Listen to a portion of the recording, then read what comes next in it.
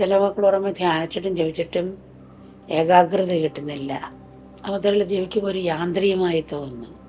ജപം ഒരു യാന്ത്രികം പോലെ. ഇങ്ങനെ സാധന ചെയ്യുന്നതിൽ എന്താണ് അമ്മേ, വല്ല ഫലമുണ്ടോ എന്ന് ചോദിക്കും. വല്ല മക്കൾ വന്ന് ചോദിക്കും. അമ്മ പറഞ്ഞ് അറിയാതെ ഉറക്ക ഗുളിക കഴിച്ചാൽ നമ്മൾ ഉറങ്ങും, അറിയാതെ വിറ്റാമിൻ ഗുളിക കഴിച്ചാൽ നമുക്ക് ശരീരത്തിൽ എഫക്റ്റ് ഉണ്ടാകും അല്ലേ. അപ്പം അതുപോലെ യാന്ത്രികമായി തോന്നിയാലും നമ്മൾ നിർത്തിവെക്കാൻ പാടില്ല. ഓർക്കുമ്പോഴേക്കും ഓർത്ത് ജപിക്കുക, യാന്ത്രികമായാലും ചെയ്യുക, അതിൻ്റെ ഗുണം ഉണ്ടാകും. അത് നിർത്തിവെക്കരുത്. പിന്നെ അത് സ്വാഭാവികമായിട്ട് വരും. എപ്പോഴും വിശപ്പ് ദാഹം വരത്തില്ല നമുക്ക്. എന്നും പറഞ്ഞു ഡോക്ടർ വെള്ളം കുടിക്കണമെന്ന് പറഞ്ഞാൽ നമ്മൾ ദാഹമില്ല വെള്ളം കുടിക്കും. അപ്പം മക്കൾ ശ്രമിക്കണം. അല്ലെ വെള്ളം കുടിച്ചിലേക്ക് കിട്ടിക്ക് കല്ല് വരും. അങ്ങനെ നമ്മളിങ്ങനെ വരാൻ പോകുന്ന അപകടങ്ങൾ ചിന്തിച്ചുകൊണ്ട് ചെയ്യുന്നത് പോലെ മക്കൾ ശ്രമിച്ചുകൊണ്ടിരിക്കുക. ആ ശ്രമം തന്നെ ഒരു ഏകാഗ്രമാണ്. യാന്ത്രികമായാലും വിടാൻ പാടില്ല.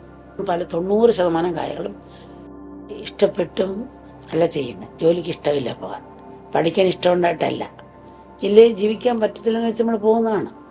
അതുപോലെ കൊളസ്ട്രോൾ ഉള്ള ഒരാൾ, അവർ ഇഷ്ടമില്ല നടക്കാൻ, എന്നാലും അവരെ ഓടിക്കുക നടക്കും.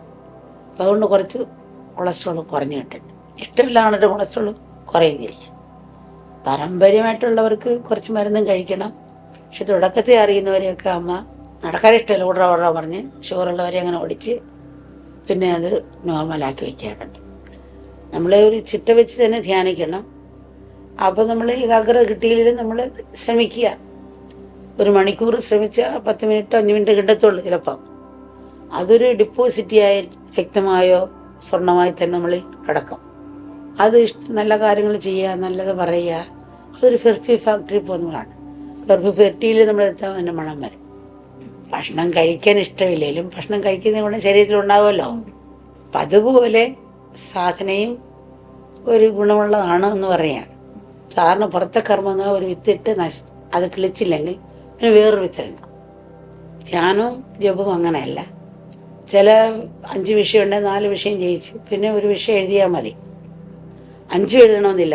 അങ്ങനെയുള്ള ചില പരീക്ഷകളുണ്ട്. ആ വിഷയം എഴുതി ജയിച്ചാൽ മതി. അതുപോലെ നമ്മൾ ധ്യാനിക്കുന്നതിൻ്റെ ഗുണം നമ്മൾ ഉണ്ട്. വിജയിച്ച് തന്നെയാണ്. ഒരു ഡിപ്പോസിറ്റ് പോലെ കിടക്കുവാൻ. പക്ഷെ ഒരു കാര്യം, കർമ്മത്തിൽ വൃത്തിയുണ്ടാകണം. ദേഷിക്കാതിരിക്കുക. അല്ല ഇപ്പുറത്ത് നീ ധ്യാനിച്ച് ചാർജ് ചെയ്ത് ബാറ്ററി ചാർജ് ചെയ്ത് അപ്പുറത്തുകൂടി അടിച്ച് ചാർജ് കളയുന്ന പോലെ ദേഷിക്കുക, ചിത്തകർമ്മം ചെയ്യുക. അതുവരെ അതാ ജ്ഞാനത്തോട് കർമ്മം ചെയ്യണം. പ്രവൃത്തി വൃത്തി ആവശ്യമാണ്. അതാണ് അതിനെ നിർത്തിയിരിക്കുന്നത്, അടച്ച് പൂട്ടി വയ്ക്കുന്നത്, ചെയ്യുന്നത്. സ്വർണ്ണങ്ങൾ രത്നങ്ങൾ മുറി വെച്ചിട്ട് ഡോറ് തുറന്നിട്ട് കള്ളന്മാർ പൊട്ടിച്ചുകൊണ്ട് പോകാം. അല്ല ഊട്ടിയുള്ള പാത്രത്തിലാണ് വെള്ളം ഒരു ഒഴിച്ചത് പോകും. അതുപോലെ നമ്മളിങ്ങനെയുള്ള ദേഷ്യ അസൂയ കുശുമ്പുകളാകുന്ന കർമ്മങ്ങൾ ഇതേ രീതിയിലാണ്. അപ്പുറത്തും കുറച്ച് പഞ്ചസാര സൃഷ്ടിക്കും, അപ്പുറത്ത് കുറേ ഉറുമ്പിനെ സൃഷ്ടിച്ചാൽ അപ്പോഴപ്പോഴുള്ള പഞ്ചസാര ഉറുമ്പ് വന്നിനെ ചേർക്കും. നമ്മുടെ മനഃശക്തിയല്ല, പ്രവൃത്തി വൃത്തി ആവശ്യമാണ്. ചില മക്കൾ പറയും അമ്മ എപ്പോഴും ഭക്തിയുടെ പ്രാധാന്യത്തെ എപ്പോഴും ഊന്നി പറയാറുണ്ടല്ലോ. ഭക്തി എന്നാൽ എന്താണ്? ഭക്തി ദ്വൈതഭാവം ഉണ്ടല്ലോ, അതിനെങ്ങനെ അംഗീകരിക്കാൻ കഴിയുമെന്ന് പല മക്കളെ ചോദിക്കാറുണ്ട്. ഏത് മാനസിക തലത്തിൽപ്പെട്ടവർക്കും ഭക്തിമാർഗത്തിലൂടെ വരാൻ സൂപ്പ് പ്രായഭേദമില്ല എല്ലാവരും കഴിക്കാം. പനി വന്നവർക്കും കഴിക്കാം, അല്ലാത്തവരെല്ലാവരും കഴിക്കും. അതുപോലെ ഭക്തിമാർഗം ഏതൊരാൾക്കും സ്വീകരിക്കാവുന്നതാണ്. ഭക്തിയിൽ പ്രേമമെന്ന ഒരൊറ്റ തലം മാത്രമേ ഉള്ളൂ. നിത്യമായ സത്യവസ്തുവിനുള്ള പ്രേമമാണ് ഭക്തി. ഏത് മാർഗമായാലും ഭക്തിയാണ് അതിൻ്റെ കേന്ദ്രബിന്ദു. വാസ്തവത്തിൽ ഭക്തിയും ജ്ഞാനവും രണ്ടല്ല. രണ്ടിൻ്റെയും ലക്ഷ്യം ആത്മനിഷ്ഠയാണ്.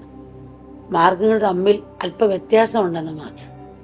ഞാൻ ശരീരമല്ല, മനസ്സല്ല, ബുദ്ധിയല്ല, ആത്മാവാണ് എന്ന് മനസ്സുകൊണ്ട് നേതി മുന്നോട്ട് നീങ്ങും.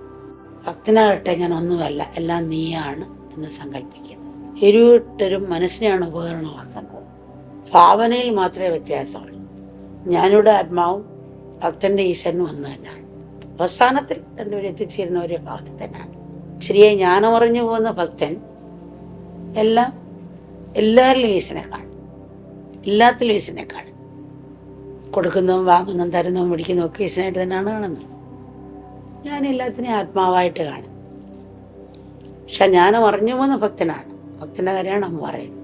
തുടക്കത്തിൽ തൻ്റെ സർവസ്വവുമായ ഭഗവാനിൽ ഏകാന്ത ഭക്തിയാണ് ഭക്തൻ ആഗ്രഹിക്കുന്നത്. യേശുവിനല്ല മറ്റൊന്നിനെക്കുറിച്ച് ഭക്തന് ശ്രദ്ധയോ താല്പര്യമോ ഇല്ല. ആ ഏകാന്ത പ്രേമം കൊണ്ട് ഭക്തനിൽ ലോകത്തോട് തെല്ല് വിമുഖതയും വരും. അത് ശരിയായ ലക്ഷ്യം വരുമ്പോൾ ആ പുഷ്പത്തിൻ്റെ ഇലകൾ തന്നെ കൊഴിഞ്ഞു പോകുന്ന പോലെ വൈരാഗ്യം, മറ്റുള്ളവനോട് വൈരാഗ്യം ഉണ്ടാകും. പൂർണ്ണത വരുമ്പോൾ എല്ലാത്തിനും ഈശ്വരനെ കാണുന്നുണ്ട്. ജ്ഞാനം മനസ്സിലാക്കി തന്നെയാണ് ഭക്തനും വിളിക്കുന്നത്. പ്രാർത്ഥന ഒരു നേതലാണ്, തന്നെ അപ്പുറമായ ഒരു ഈശ്വരനില്ല, തന്നിലുള്ള ഈശ്വരനെ ഉണർത്തലാണ്.